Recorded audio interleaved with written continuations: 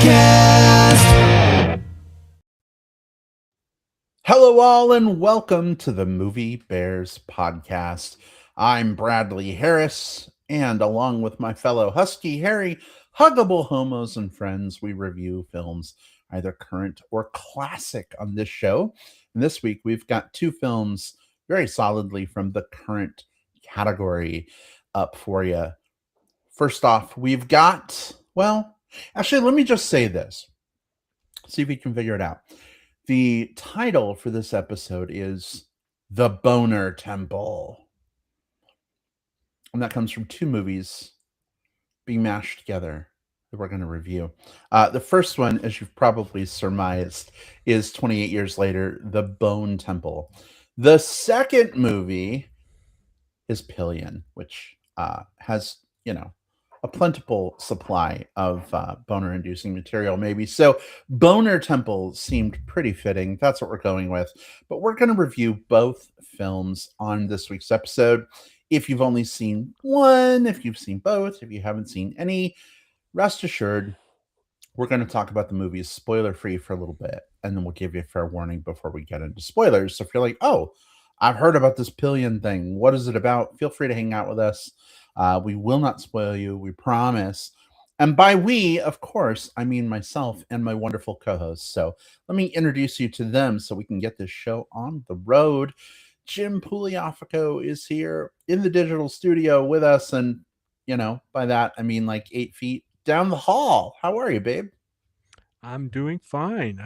You're right. We're in the same, at the same address at least right now. And I'm in a different, we're all in different rooms, but it's working out. This is a fun way to record. As I said, it's a step toward us all recording together, like one mic style, or not one mic, but one camera or whatever, in person. We'll figure it out. And not that I'm complaining, but owing to some ongoing technical issues, Will Lindis is coming to us from our kitchen again. Hey, Will, Yes. Good to have you. How are you? Hey, I'm glad to be here in the Bone Zone, which is what I'm calling the recording studio today because of our Boner Temple themed episode. Now, this is going to be a fun one. Not only is it fun to chat movies with you, to chat specifically these two movies with you, but I had a really good time before we recorded getting to give love to your four kitties. So, added bonus, who knows, maybe I'll just like cut the Ethernet cord at the house so I can have technical issues and play with cats each week. Yeah. There we go. Well, we love visiting Adelaide and Huck as well. So it's been kind of nice. Like, we've been at your house. A few days later, you're at our house. It's a good back and forth, I feel. But it's exciting to have all of us together to record another episode of the show. We have so much to talk about. We're going to go ahead and just dive right into it and kick things off with our very first review of the episode. Here we go. Our discussion of 28 Years Later, The Bone Temple.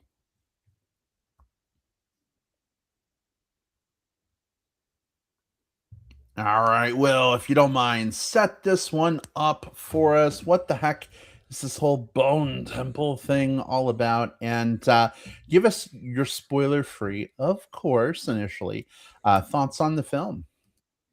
Absolutely. So this is the fourth film in the 28 blank later franchise.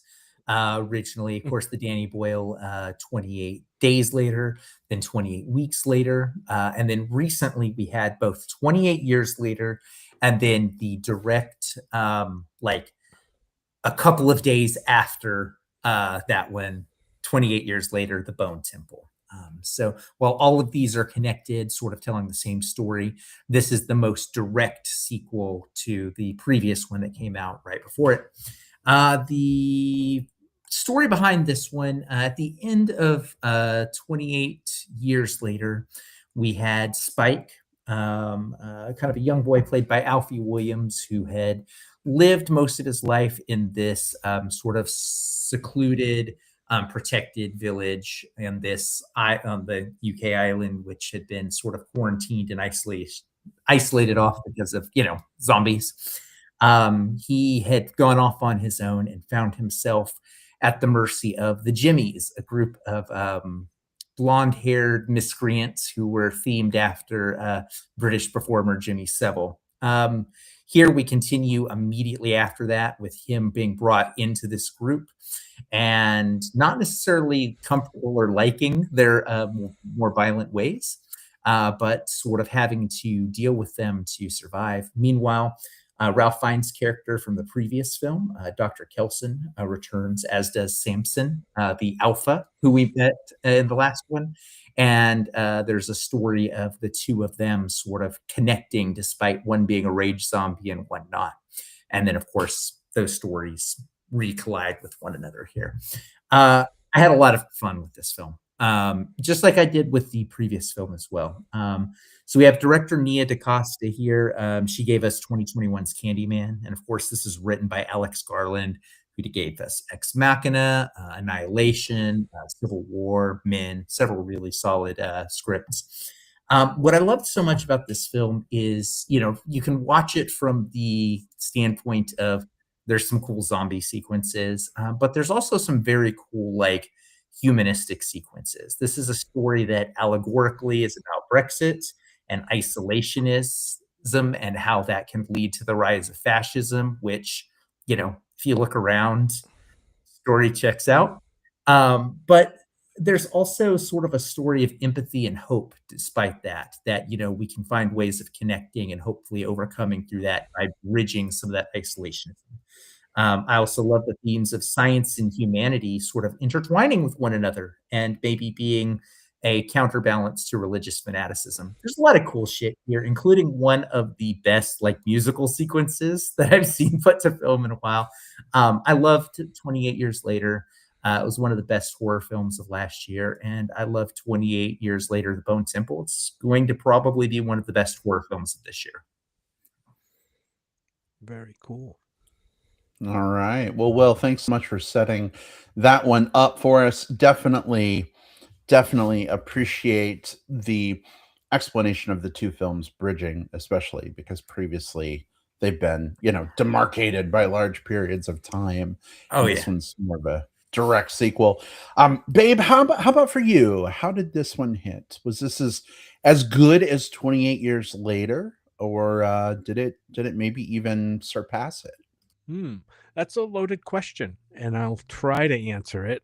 Interesting that this movie, the third movie in the sequence, right? It was directed by Danny Boyle. Were the other ones directed by Danny Boyle as well? The first two? I know the first one was. I believe the second one was, but it's honestly, it's the one that I've gone back and revisited the least. Right. So this is the only one that's not officially directed by Danny Boyle, although his fingerprints are all over this, right?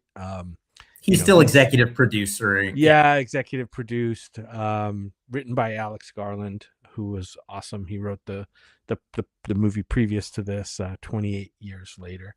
I like this movie a lot. I don't think I liked it quite as much as the 28 Years Later, but I still liked it very much. It had a lot to offer. It really dug into the story, not the story, but the progression of the Ralph Fiennes character in this, and we see a little bit more of him, a lot more of him actually in this movie than we did in 28 Years Later. The interesting that the 28 Years Later movie really focused on Spike, kind of as the character, and Ralph Fiennes' character. Help me with the character's name again. What did he go by? Dr. Kelson. Or Kelston? Yeah. Dr. Kelson, right. This was much less about Spike, and more about him and what he's doing and his desire to, he's well, I don't want to give too much away, right? We know that he's trying to work on the virus, I guess, that's taking over and turning people into these crazed zombies, I guess, for lack of a better term, although that term is used a lot.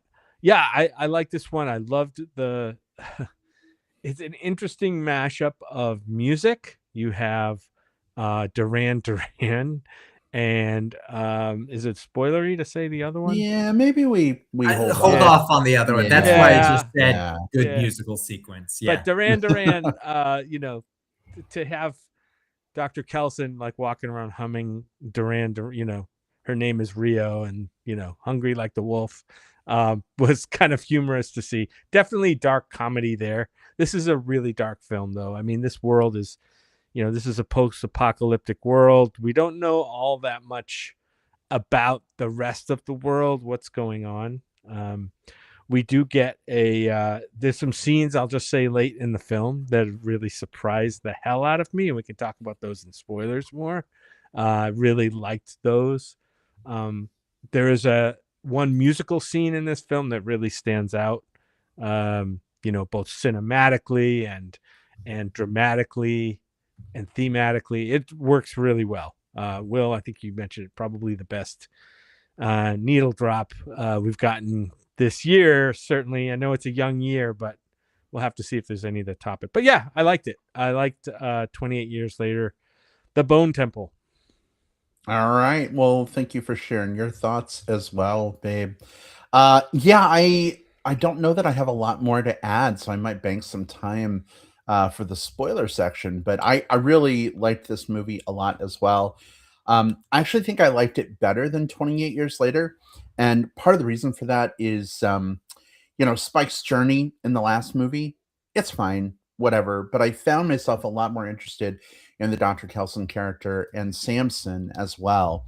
And this movie really gives us, like, I don't know, 300 times what we got of that compared to the last outing. And the Samson character in particular is really fascinating to me, and I'm really jonesing to chat about that with y'all. So, um, as big dicked zombie movies go, this one's definitely the Right. goods, as they Yeah. say.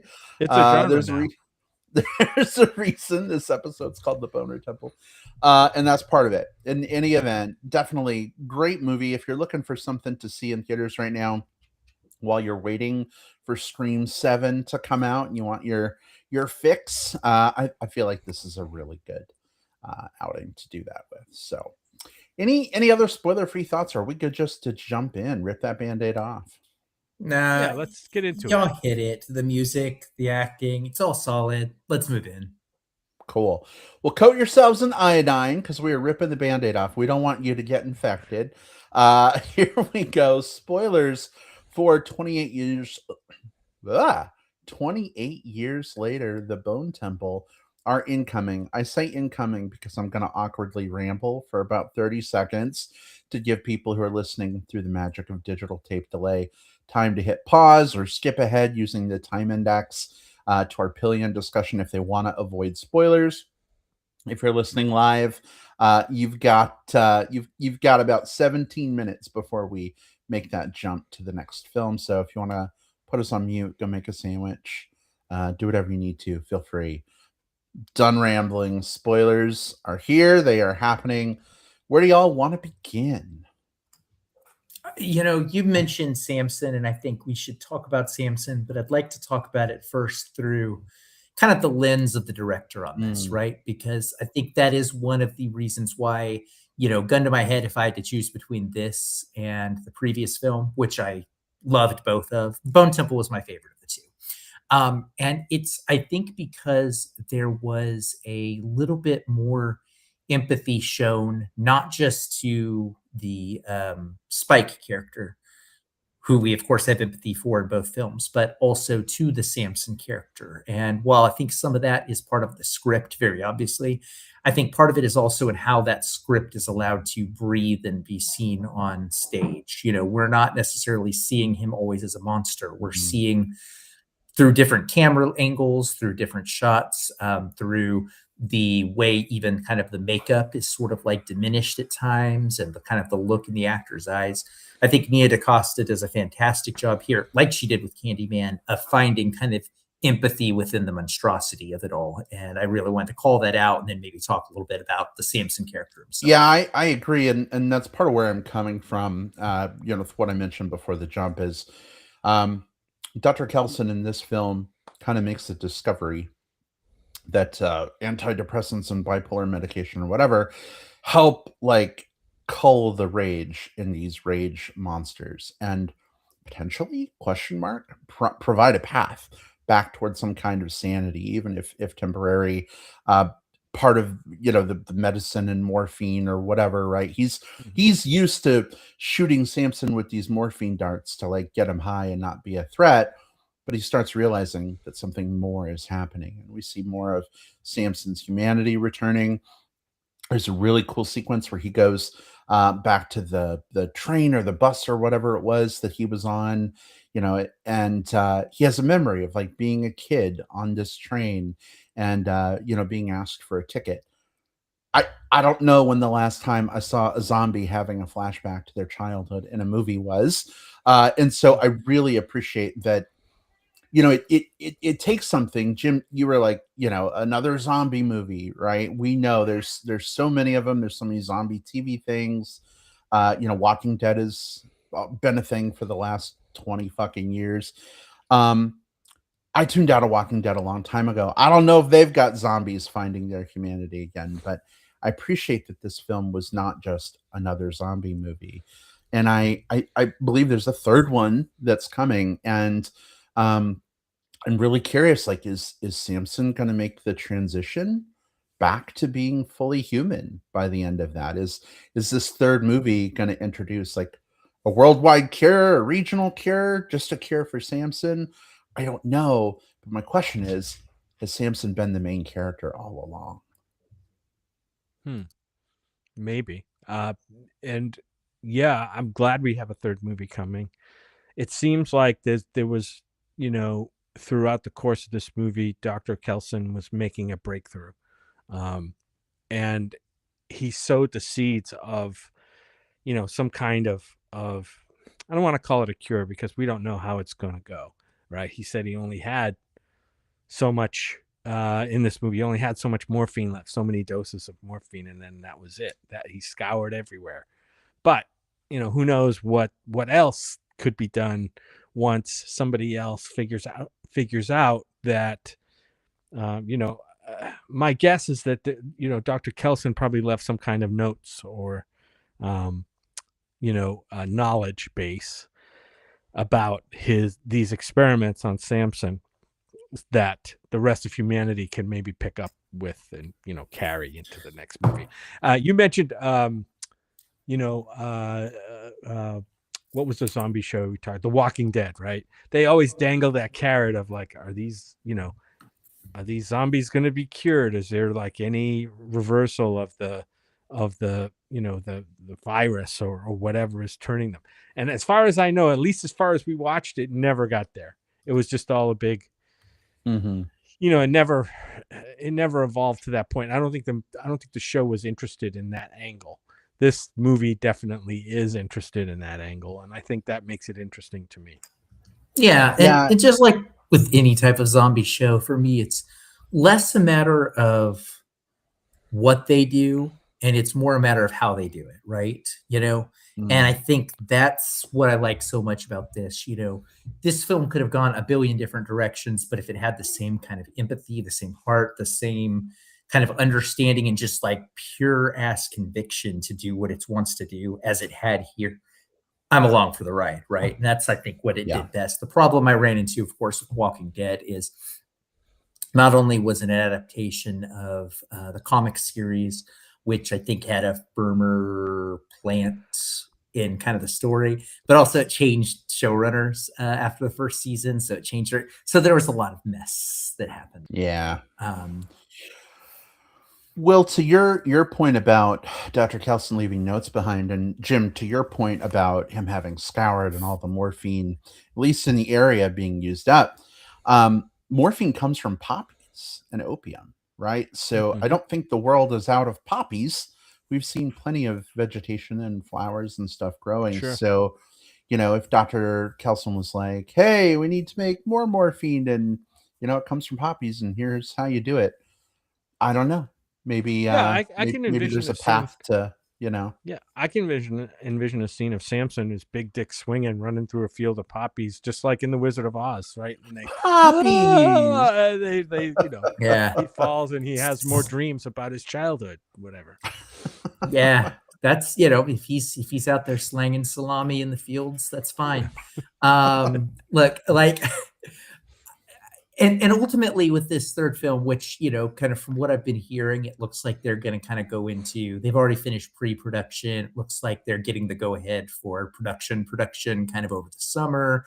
So probably looking at like mid to late next 2027 release, right? Which is pretty quick for these to kind of come out, basically one each year. There's a lot of ways they could do this. If this does end up being the story of how they cure the zombies and how they find and reconnect with empathy, that's cool. If the story ends up being about how, kind of like if it's on a sadder or darker note about how kind of like this religious fanaticism was the thing that stopped this scientific breakthrough from potentially causing a cure or creation. And then we have some sort of, that becomes an allegory back to COVID. That comes an allegory to what's happening right now with the revitalization of like measles and stuff in the world. That's a bold way to take the story too. So again, it's not a matter of like what they do with it. It's sort of how they do it. And I trust them so much with what they've done so far, whichever direction they go, to do so boldly. Yeah. Well, speaking of bold directions and bold takes in a film, Jim, you mentioned a bold needle drop and music sequence in this movie. Do we want to switch Yeah. gears and talk about that a little bit? Yeah, just a huge like set piece built around a needle drop from Iron Maiden's "The Number of the Beast." Some really cool, just cinematic cinematography and a really dramatic scene. Kind of the action peak of the movie, centered around that. So it was really, really, really strong. It wasn't Duran Duran though, so apparently. That sequence was, especially if you have ever been kind of like into metal at any point in your life, the sequence here is, and again, we're in spoilers, so we can talk about this. We're using that Number of the Beast song for someone to basically pretend to be the devil to a group of Satanists, essentially, going to boil it down The Messiah to its part. And they go through, it's so fucking cool. Like they put on all of the theatrics and all of the, kind of the snake oil stuff that you would expect to sort of like, when you're sort of trying to seduce, not sexually seduce, but just sort of like draw to your side the attentions of someone in a religious fervor, but this time with, Old Scratch himself. It was really fucking cool. And for the person to be doing that, to be Ralph Fiennes, oh man, was so cool. Like that was one of those metal things I've seen in a movie. Very cool. Yeah. And a lot of tension in that scene too, with, you had Spike knowing what figuring out as it was happening what the fuck was going on, because he has the past history with Dr. Kelson before he joined up with Jimmy Crystal's group, gang of, deviants or whatever. And so you had that tension right built into that scene. Like what was going to happen? Was Jimmy going to crack and, give the whole thing away and the thing was going to go south or what? But it was a pretty cool scene. I've always been a fan of like double betrayal. And I feel like the scene does it so well. Like, the Ralph Fiennes, Dr. Kelson figure, like he's helping Jimmy, right, keep his followers by doing this, by the way, super theatrical, amazing, like dance performance, with this song and being Satan. But then he realizes that Spike is part of this group. And whether he was planning to betray Jimmy before or not, now he's definitely invested, right? He wants to help Spike after everything Spike went through with him and his mom and that whole thing. So he does the double, Jimmy's betraying his troop, but oh no, Ralph Fiennes is now betraying Jimmy, for the benefit of Spike. And Jim, to your point, that tension, there's this moment where like Spike is like watching what's happening. Dr. Kelson and Jimmy are like having this conversation back and forth. Jimmy's trying to like get some control back, and he just stabs Dr. Kelson, like, in the gut or whatever. And it's a bummer that character died. But it felt like, I don't know, that moment was pretty earned. Like Dr. Kelson took a huge risk in trying to help Spike and do this. And now this is the consequence. And what's going to happen to the world as a result, right, of one man's empathy? That's a big question, and I kind of love it. Let's look at this from sort of like a mirror perspective. And specifically, there are certain characters that are set to counterbalance each other in certain types of really good scripts, like this one is. And here we've got the Dr. Kelson character played by Ralph Fiennes, who represents a couple things. There's optimism and hope. And that's mirror imaged against the Jimmy Crystal character, Sir Jimmy Crystal, played by Jack O'Connell, who was unrecognizable in this, even after I'd seen him play Remick in Sinners. So it was so cool seeing that. So he represents nihilism. So you've got someone who represents sort of like the ability for us to rebuild, and someone who just wants to tear it apart. And then the way that manifests is in the way that they look at sacrifice. Ralph Fiennes looks at sacrifice as something that can help cause rebirth, redemption, whatever. He sacrifices himself so that he can save the life of the Spike character. Whereas the Jimmy character and all of the Jimmys, sacrifice is a big part of their way of tearing their world down. And I just love seeing that those two characters have that counterbalanced worldview. And we got to see them have a civil conversation before everything goes to shit in the script, where the two of them just get a chance to talk about their worldviews and find some common ground before realizing that they're nowhere near alike. Clever. I mean, it's just a hell of a script. Yeah. Believe it or not. Yep. Oh, go ahead, babe. No, I was just to amplify what Will was saying as far as Dr. Kelson and his idea of sacrifice. Obviously, his whole Bone Temple was, honoring the sacrifice, right, of all the people who died, and that's what he was doing the whole time. The whole Bone Temple is about sacrifice.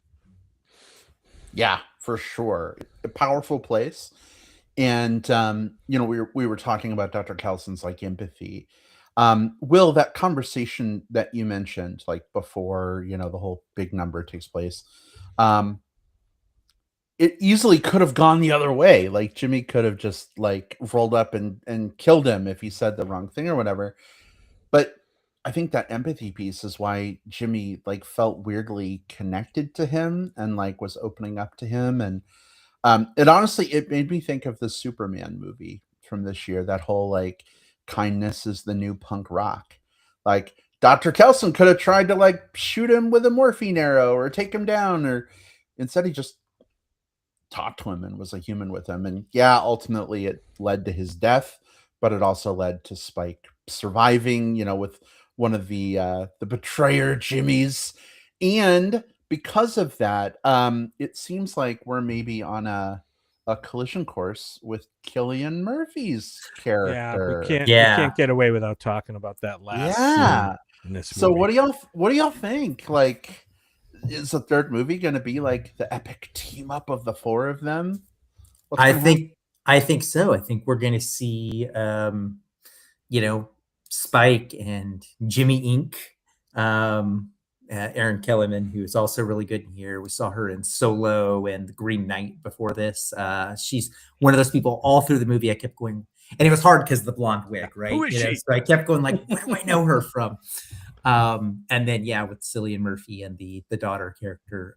Once those four characters all get together, I think we're at sort of our narrative end game, right? Like whatever that happens to be. And I think, those are obviously not going to be the other characters where things come to roost. We do still have potentially the fallout of the Dr. Kelson and Samson storyline, perhaps. But I think what we're probably going to be looking at more than anything, we already saw in that speech at the end where the whole themes of isolationism and fascism, not only is it kind of allegory for Brexit, but they're talking about it. He like literally says like, oh, and here's a history lesson on fascism that he's going to start at the end, just kind of spelling that out there, right?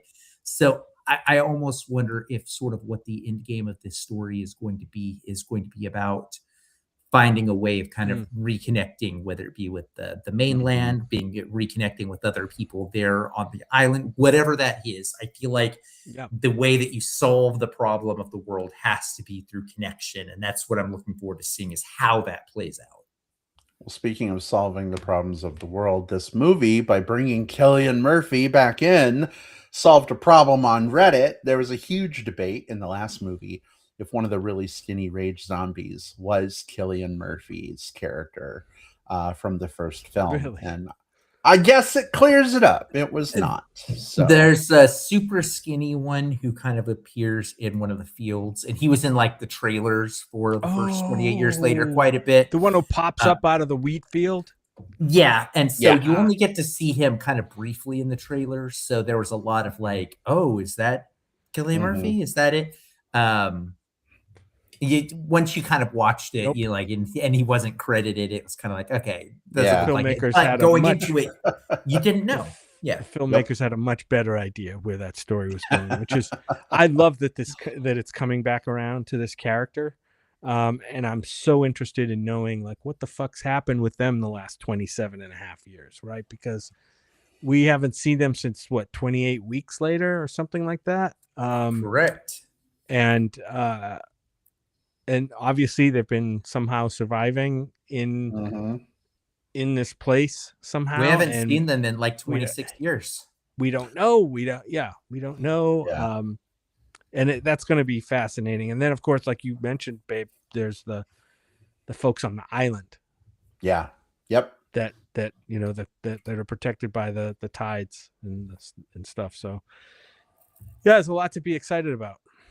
Well, I guess we'll see how it all comes together in 2027, but very much looking forward to it. Super happy that we got this one, and that Number of the Beast number is definitely one I'll be revisiting, even if I don't like rewatch this film multiple times. And I'm watching that sequence for sure. I'm looking forward to the children of our children's children being able to watch 28 decades later and seeing where the story goes from there. Indeed. Wow. Oh goodness. All right. Well, this was an awesome discussion. Samson really glad versus Alien. Yeah. Oh God, that would be amazing. He just uses his giant dick to like slap the xenomorph and like I love it. All right. Well, speaking of giant dicks, maybe this is a good time to pivot into the discussion of our second movie of the episode. And giant dick could mean several things when it comes to Pillion. It could be the character himself is a giant dick. It could be there is a giant dick. It could be both. You never know. Right. But it is time to make that jump. Oh my goodness. Paul is with us in the live chat. He says, hello, gentlemen. The water temple? The water temple? Boner temple. We've given you the bone and we've given you the temple, but now we've got to give you the The boner. That's right. So we're going to go ahead and move our discussion over to Pillion.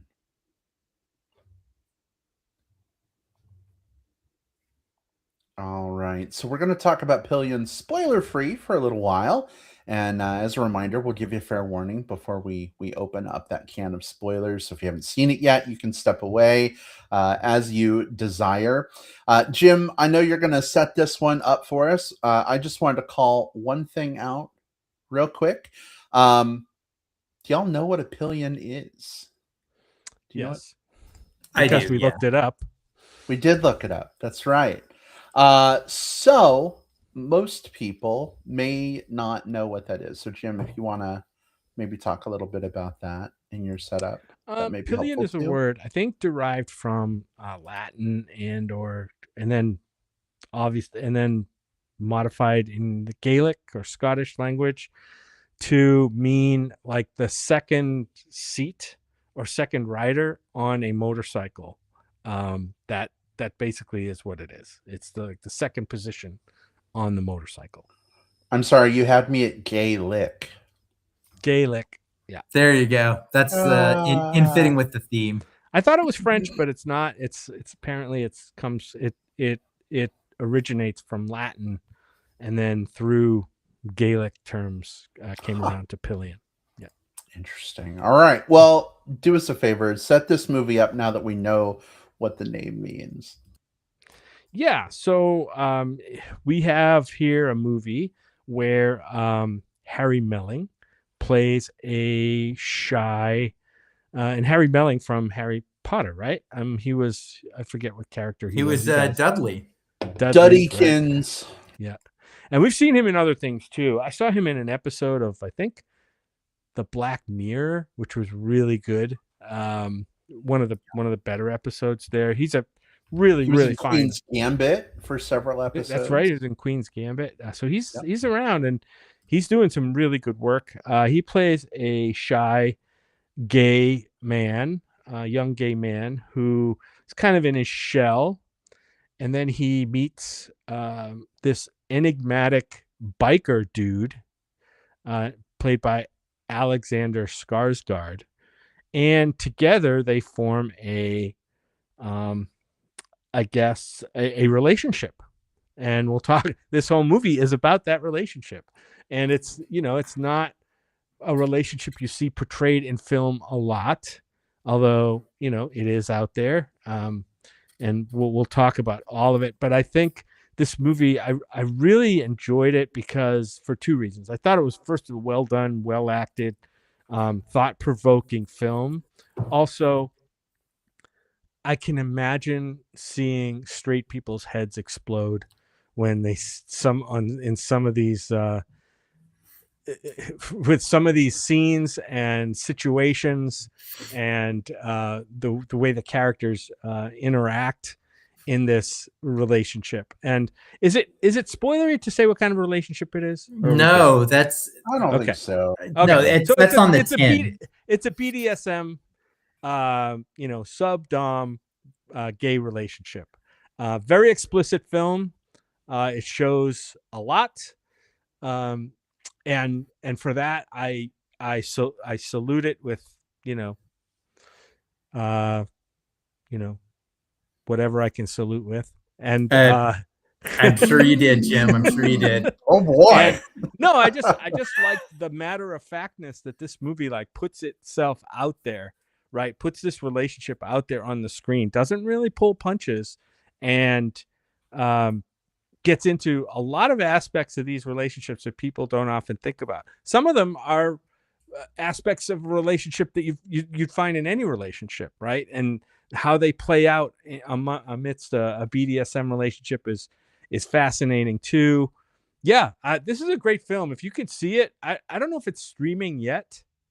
I want to say it's starting to stream very soon. It's doing its theatrical run in the United States right now. Yeah, our local theaters just started posting it. Just started to get it. Yeah. Here. Yeah. Yeah. Get out and see this if you're interested. I mean, it's LGBT themed. It's it really digs into BDSM scene and at least this one relationship as a representative of that. So yeah, see it. It's called Pillion. Worth seeing. All right, excellent. Also worth seeing. Will's got a friend. Will's got a friend. While you were talking, Cora. Jim, Cora was Avatar. rubbing on my legs, and then it's like, okay, I'll pet her some. And then I started I looked over, and now she was stretched up and kind of doing that. So I'm like, I think you want Cora's the Avatar. You got to deal with it. Yeah, I'm good with that. Well, Now I'm jealous that I don't have Cora pets. I'll have to get some later. But Will, I'm so glad you're enjoying them. Jim, since you mentioned this is kind of like this movie, kind of a gay love question mark, BDSM, whatever. Valentine's Day is coming up, so you could see this movie for Valentine's Day. But I think we need a change of colors to accommodate. So, da da da da. There we go. So It'd be great if there were hearts and dicks on that background. But yeah, there are, but they're exactly behind our profiles. Yes. Our got pictures you. I got you. hide the dicks in the new background that we're using. If you're just listening to the audio version of the show, A, we love the fuck out of you, and we're glad you're enjoying. But In B, any way we sometimes listen to it. Yeah. You miss some of the fun not seeing the visuals. So just imagine our lovely faces surrounded by pink hearts and dicks. And yeah, there you go. All right, Will, what were your thoughts on Pillion? So I'll start by saying I really liked it. There is a tendency in films that display kink and just sort of, kink is a broad umbrella category for a lot of different things in sort of like a sinister light. There's like this thing that happens when people engage in kink sequences where like you'll hear like kind of like discordant, like, like violin strings, like, oh, something's could be wrong here, or like, flashing red lights, like, danger, danger, danger. And so there's not a lot of films that are kink positive. I even think about something like 50 Shades of Grey, which always sort of looked at kink through like the lens of like, this is something that maybe is okay, but also it's taboo and, mysterious. This film is much more in alignment with something like Secretary or The Duke of Burgundy. Specifically, these are films that there's drama, there's tension, there are some things that are done correctly or incorrectly within the confines of kink, but the idea of kink itself is not under examination, just how the participants themselves interact with it. This is a fearless pair of performances by Harry Melling and Alexander Skarsgård. Both tackle their roles with absolute sincerity. Like, I sometimes have Alexander Skarsgård's one of those guys who I've seen in things I like, but I've never seen him like play a role where I stopped remembering that it was Alexander Skarsgård until very specifically this film. There was a moment when I was looking at him and I was just looking at him as Ray and cold, aloof, potentially kind of like, basking in his power, Ray. And then and then I was like, oh wait, yeah, shit, that's Alexander Skarsgård.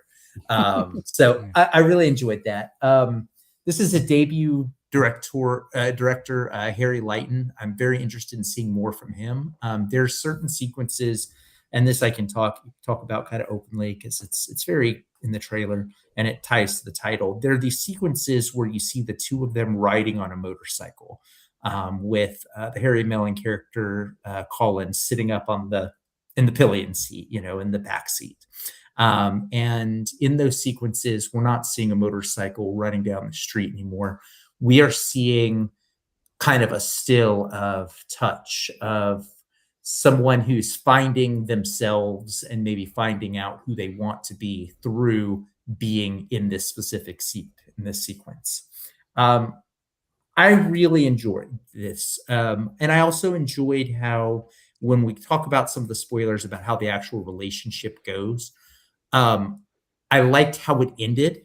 The story ended in a way that was very, that rang very true to me, in terms of kind of what they were going for, and kind of kept with that theme of like, still being kink positive while still exploring how relationship dynamics work.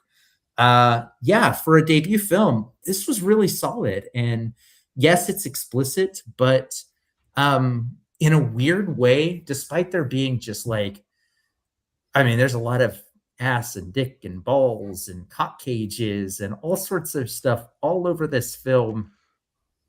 It never felt gratuitous, if that makes sense. Like, it never felt like those scenes were put in for the sake of putting them in. They all felt like they were showing you something that Colin, the Harry Melling character, was exploring and observing and experiencing in real time, and we were Yeah. getting to be on that journey too. So I really enjoyed that about this film. This is a high recommend for me, and it does go in that now that what I would consider kind of the holy trinity of kink with Secretary and Duke of Burgundy. Wow. It has become part of a holy trinity. It's got its own genre now. Yep. Yeah, Will, really appreciate you sharing your thoughts as well. And I think I share a lot of, I was going to say DNA.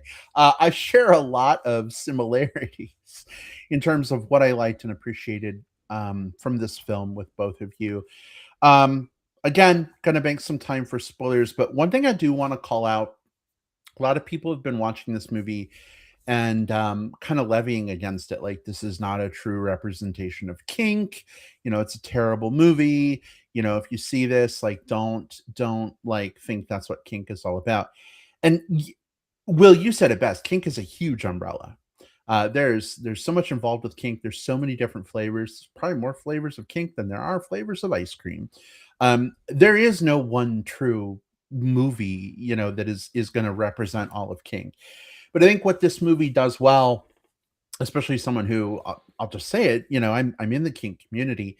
I feel like it kind of puts on display a dynamic that shows like an inexperienced person learning from a flawed, imperfect person, right? And they're both fumbling their way through this, and neither of them is like a font of pure perfect kink. And so yeah, things happen in this film that you're like, oh god, I don't know.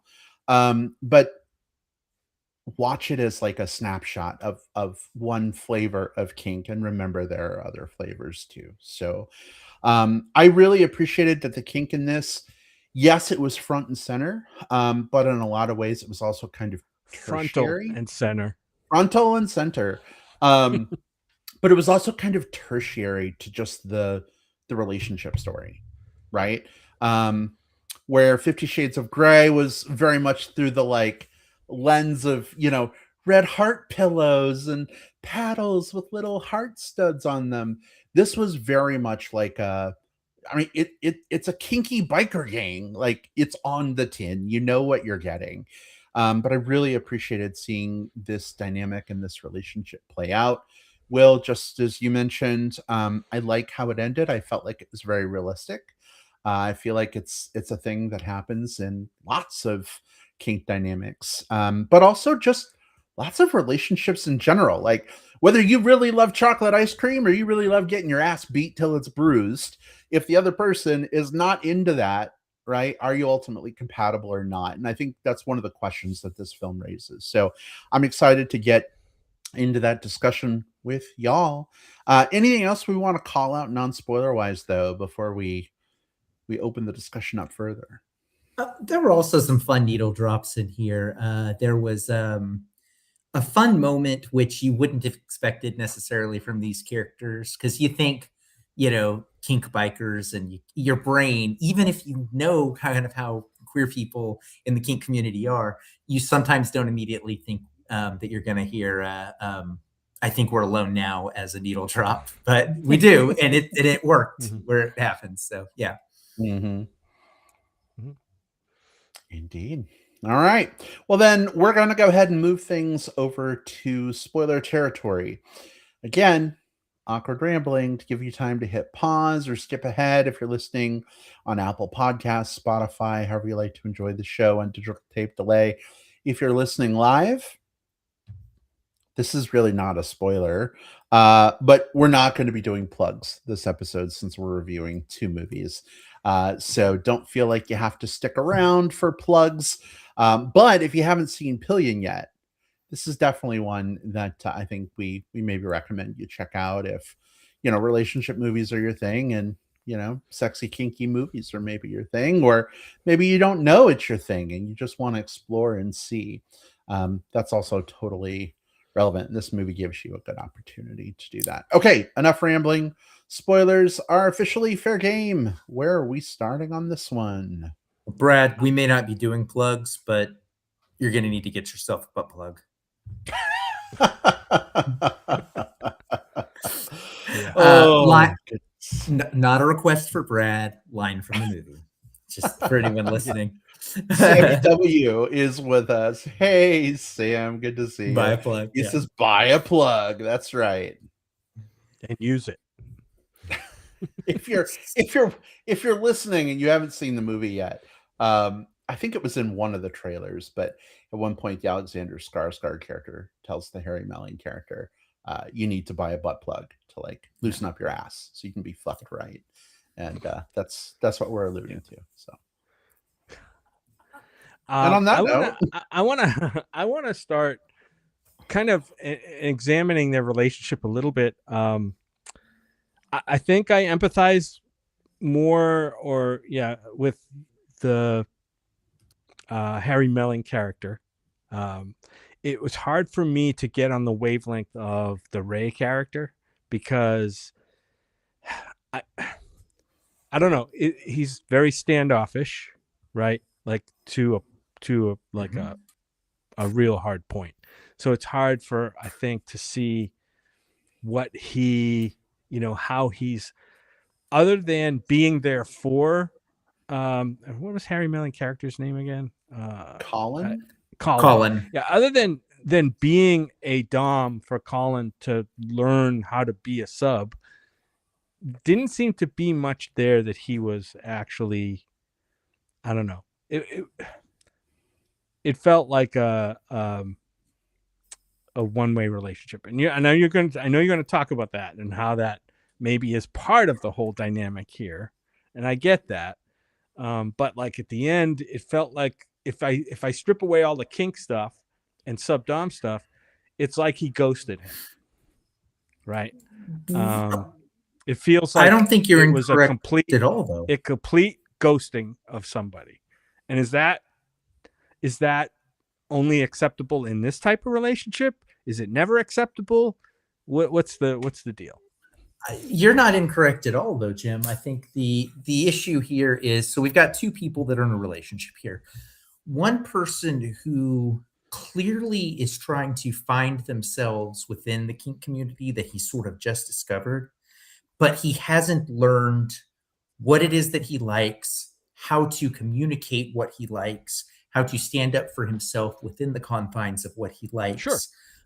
And even how to love himself enough to be able to feel comfortable fully within that space. And you have that with someone else who is comfortable within that space, but who we know next to nothing about for two reasons. One, because he has some failures with communication and getting the correct amount of consent and basically being able to communicate with this person he's taken under the wing, while also we're seeing him only through the lens of the Colin character, the Harry Melling character. So we don't know anything because he doesn't know anything. So by the time we get to the end of this film and we realize that both of them, they were both getting something positive out of this relationship. This was not a relationship where that was like all bad or anything like that. But they weren't able to take it beyond just the being able to get those few things because there was that lack of understanding of what both of them wanted and understanding what each other wanted. And so when they went their different ways, when they ghosted, that's not okay. It's never okay to just ghost someone. That's not, I don't think there's any that, like, that's not a part of kink. Like, I'm sure there are a handful of people who have a ghosting kink, so I don't want to shame that. But, just that's not a general part of relationships. So what then ends up happening is we have this beautiful moment at the end where the character, Colin, he now knows how to communicate. We see him setting up his probably FetLife or Recon or whatever his little profile, where he's basically saying, this is the type of kink I'm into, but I do require this, and I will not do this for anybody, and all of those different things. So because of all of that, to all of your points, though, Jim, it's not that it's okay. If anything, we see a failed relationship, but we see where the main character learned about himself from that failed relationship. relationship. Right. And- And it felt like a movie where it's all about him growing and Mhm. learning about himself. Yeah, and this is kind of where it was coming from when I was saying, it's King is certainly frontal and center. I love that, Jim. But it's also sort of tertiary to it just being a relationship movie, right? Especially like a younger partner with an older partner. A lot of times you think, oh, the 20 something doesn't have it all figured out, but the 48-year-old definitely will have it figured out. Well, that is not always true at all. And so, um, the Connor character, yeah, he's learning about kink. He's learning what he likes. He's learning to stand up for himself, which is definitely a good thing. But I think he also makes some missteps here, and not that it makes ghosting okay, but the Alexander Oh, yeah. Skarsgård character, Ray, made it very clear from the get-go he was not looking for a romantic relationship. He wasn't looking for someone to sleep in his bed with him. He was not looking for cuddles on the couch. He showed Colin what he was looking for and what was okay. And Colin could choose at any point to opt out of that if that's not what he wanted. And what did Colin do? He still does it. After being told no, he gets Yeah. in the bed without Ray's permission. He steals his, like, he's doing all these things. Consent absolutely goes both ways. And you don't know, maybe Ray has some kind of trauma. Maybe someone slept in his bed who um, you know, assaulted him or something. Who knows? We don't know. Maybe Ray's working through that. Maybe Ray never wants that with somebody. But Ray's Right. consent is just as important as Colin's. And that's what I mean by like two imperfect kinksters trying to navigate it and figure it out. Kind of the same thing, like if you go out for ice cream with somebody and one person loves chocolate, the other doesn't, and you kind of got to figure it out. Like you end up at a point where you need to make a decision. Like, is it possible to go out for ice cream together and both of you get what you want and still have a great time? Or is every time you go out for ice cream going to be like a fight over like the flavor or something, and in which case maybe it's not tenable. That's an imperfect metaphor, I know. But whether it's kink or ice cream or feelings and therapy, I don't know. I think it's just learning who you are, what you need, and how to speak up for what you need, but also being respectful of the same thing from other people and meeting them where they're at instead of where you want them to be. You mentioned the whole, kink being both front and center and secondary or tertiary. Not to take anything away from the kink elements of this movie because they're absolutely important.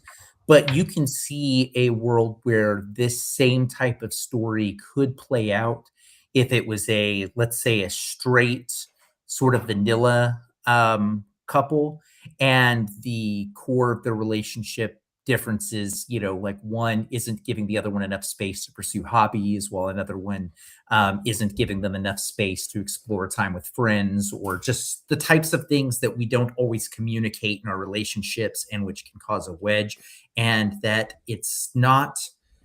you're not a bad person for being bad at communicating, but you are a more whole person when you learn from that failure and carry that forward.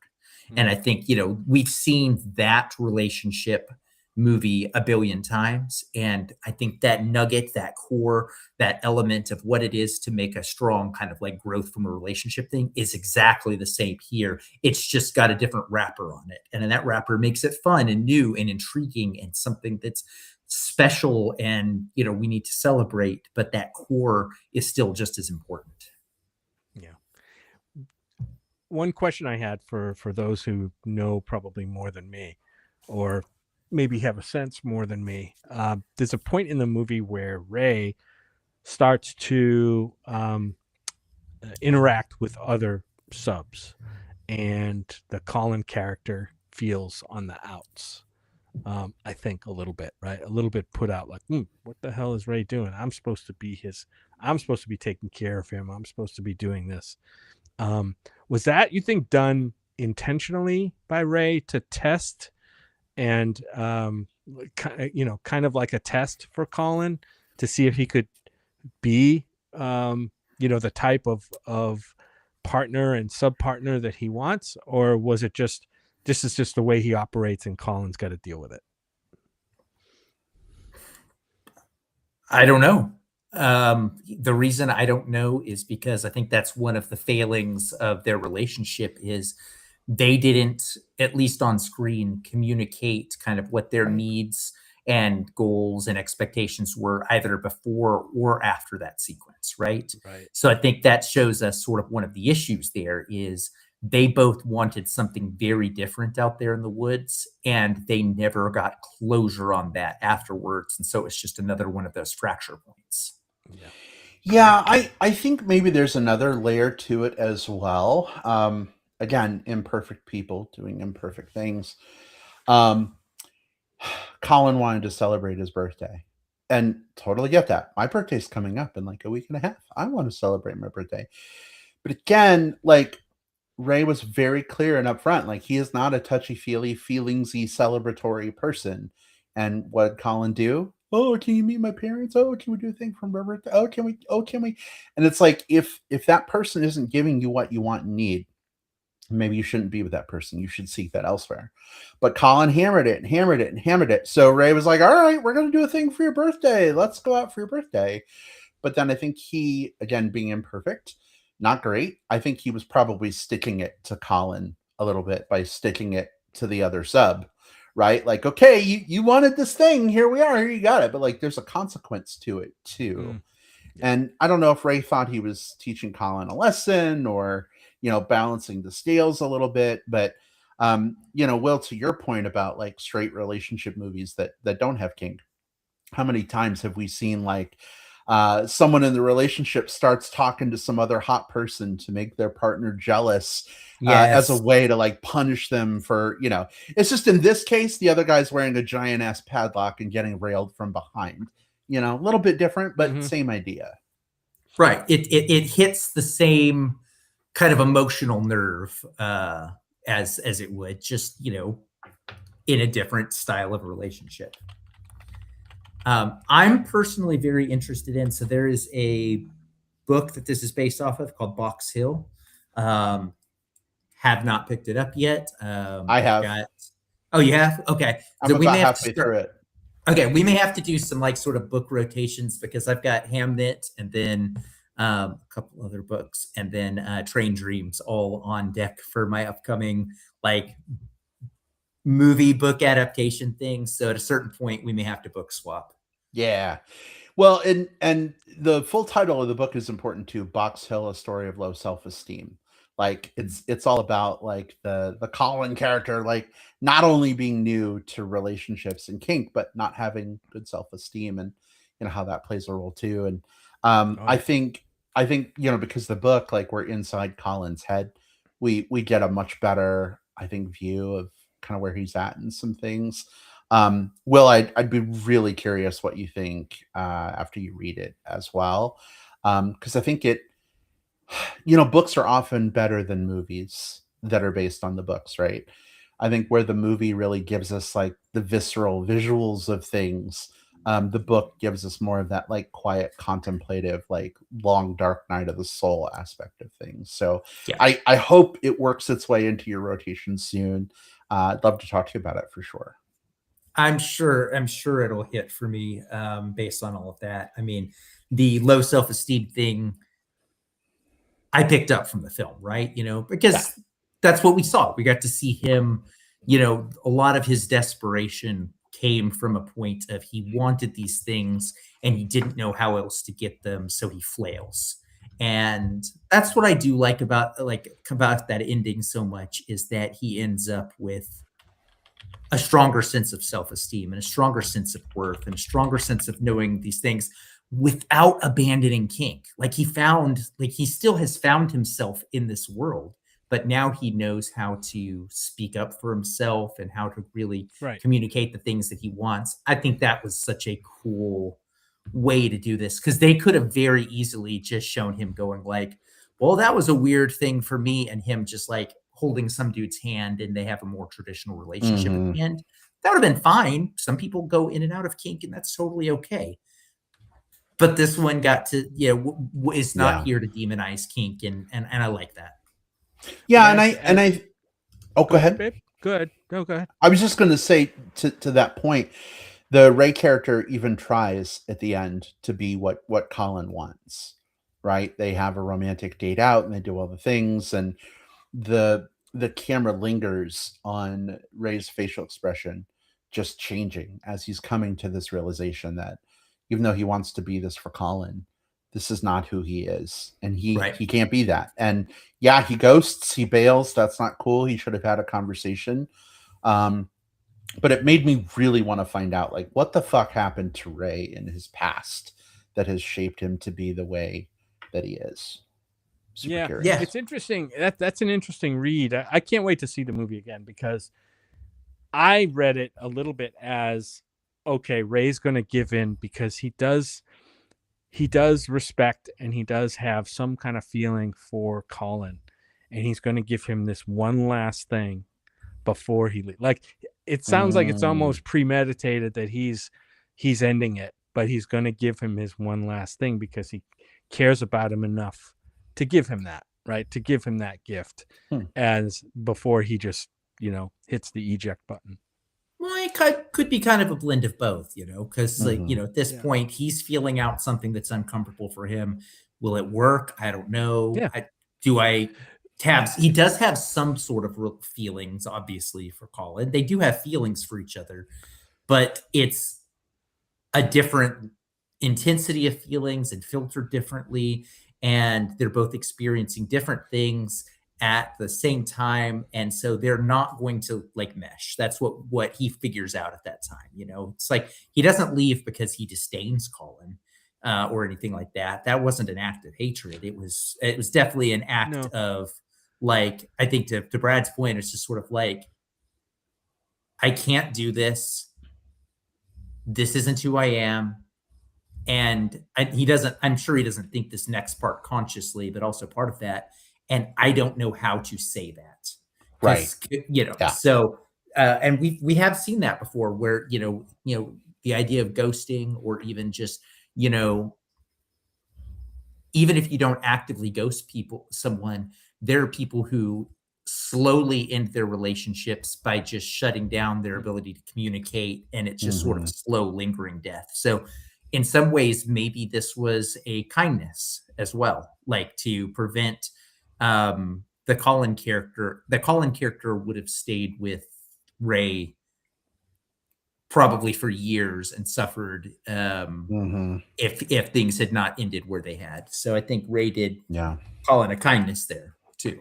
They'd have both been miserable, right? Hanging on because they care about each other, and but like neither of them is getting necessarily what they want or need. I think one thing I appreciate this film, I know we got to wrap here soon, but it reminds me a lot, even though like I came to kink later in life, it reminds me a lot of like my relationship progression through the years of like, oh, there's this person and oh, he's really great. And, after a year of dating, it's like you find out like, oh, he's never going to be what I want and need. So, that relationship ends. And then the next person, like maybe you get closer and you work your way through relationships, hopefully in a way that is not super damaging to other people. But you get to a point where you figure out like, okay, the person that I am, this is what I need. This is what I'm looking for. Let me be really upfront. And then it's easier to find that. If you're always like not discovering that about yourself and not communicating that to the people that you're engaging with, then you might be doing a lot of damage to other people inadvertently. So I really appreciated that the Colin character at the end was like, look, I want one day off a week, and on that day off, we're going to cuddle and watch movies. That is a non-negotiable, right? At least it's in the profile. Not that people will read the profile, but he can at least say, on that first meetup for coffee or whatever, hey, did you see the part about days off and cuddles? Yeah. It was also nice halfway through the scene. There's the sequence where Jake Shears and Harry Mellon are sitting bare ass naked on the table, and they're talking about the relationships with their doms. Jake Shears, lead singer of Scissor Sisters, right? So this is a character, like what I liked about that sequence right where it appears is, yes, at the end of the movie, we learned about kind of where we get that sort of like that positive kind of like, reestablishment of kind of kink as a part of Colin's life. But in that sequence there, we're also reminded of what a good communication kink relationship could be as well, because Jake Shear's character seems really happy and he says, I really like this and I would be missing out on that. And you could see there were moments of like affection on the beach between him and his Dom. We know next to nothing about these characters. They are only in there for a couple of background scenes and stuff like that. But we see like it's almost like this is what it could be. And this is what Colin and Ray don't have at that point. There's some sort of gap. There's some sort of thing. Yeah. So again, this isn't just there's this movie threads its positivity with kind of kink as a valid form of relationship all the way through it. Yeah, and Sam in the chat even called out those scenes with Jake Shears were absolutely great, and I agree. Again, like whether it's just relationships in general or kink or whatever, you're going to meet people in life who are more experienced than you, and maybe as part of that are better able to articulate or understand certain things. And do you open yourself up to their advice and their experience, and maybe it helps you? Do you continue to be headstrong and think like you're the center of it all and what you want is the only thing that matters? You would hope it's the former and not the latter. But one thing I really love about the kink community especially is that people who are more experienced in it kind of look out for the folks who are newer to it and are sometimes more easily, I don't want to say preyed upon, but they might fall Taken into advantage dynamics, of a little bit. Yeah. That obviously it's a power imbalance, right? It's a power dynamic, power exchange. But are you exchanging power with someone who like respects you and is going to take care of you and really knows how to use it for both of your sake? Or is it someone who maybe shouldn't be in that position, right? They're nefarious about it. So thank you to all you experienced kinksters who take youngsters under your wing, whether they're 25 or 68 in kink. Everyone's got to start and learn somewhere, and sharing that experience is huge. All right. Well, any other thoughts on this film, or are we good? I think we covered it, and I do appreciate knowing that you, babe, are part of the kink community. It was interesting for me to watch this with you, right? Because I could bounce questions off you, like I know a little bit about the kink community, 15% maybe of what and what you've experienced. So when I see something or feel something, I question it, and you're there to try to explain it. Well, I'm really glad that I can be there to offer my perspective and my experience. I do think it's important to call out, though, that my perspective and experience is only mine and is in no way, right. a total understanding of, but yeah, it can be helpful sometimes to hear from someone, like what their personal experience has been. And babe, one thing I appreciate about you is like some people would be afraid to watch this with a non-kinky partner because they'd be like, oh my God, they're going to judge me and they're going to think I'm terrible and da da da da. You ask questions and you engage around these things. And I think doing that actually makes it safer and more connective. And I think that's a wonderful thing. So if any of you out there in listener land have a kink, partner and a non-kink partner, have those discussions, talk about it. It definitely helps for sure. Good boy, Jim. That's a different movie, Will. Sorry. I did like that movie too. Yeah. Indeed. And a pup was involved. So, hey. Also pup representation in this movie. That was fun to see. Yes. Although, with absolutely pendulous bowls. One thing that bugged me, and then we'll wrap. The size of the locks that they wore on their collars were like 20 times the normal size that you see. Normal's the wrong word, but like they really wanted you to know that these people were like collared and locked. Like Yeah. it's like wearing the bat signal, around your neck there. That's kind of fun. But all right, well, listen up. We are going to be wrapping things up here, and I think we're taking a break schedule wise for a week or two. We're gonna figure some things out, so we'll be back with you hopefully soon. But in case you want to chat with us between now and then, let's let folks know how they can connect. Babe, where can people find and interact with you online?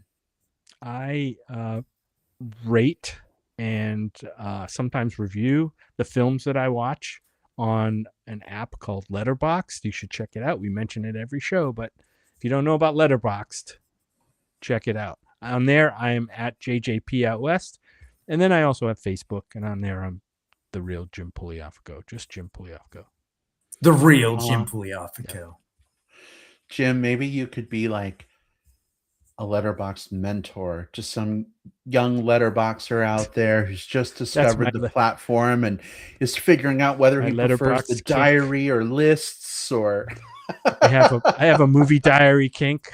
A letterbox thumb. Awesome. All right, well, how about for you? How can folks find and interact with you?